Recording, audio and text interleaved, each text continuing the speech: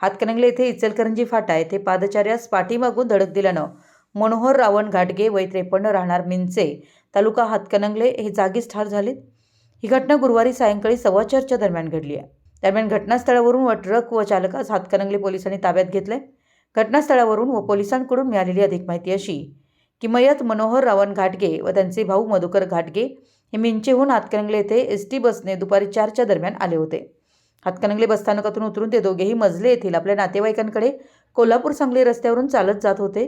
ते इचलकरंजी फाट्याच्या दिशेने निघालेल्या ट्रक क्रमांक UP 44 AT 8470 या इचलकरंजीच्या दिशेने भरधाव वळण घेत असताना चालकाच्या हलगर्जीपणामुळे मयत मनोहर रावण घाटगे यांना जोराची धडक बसली।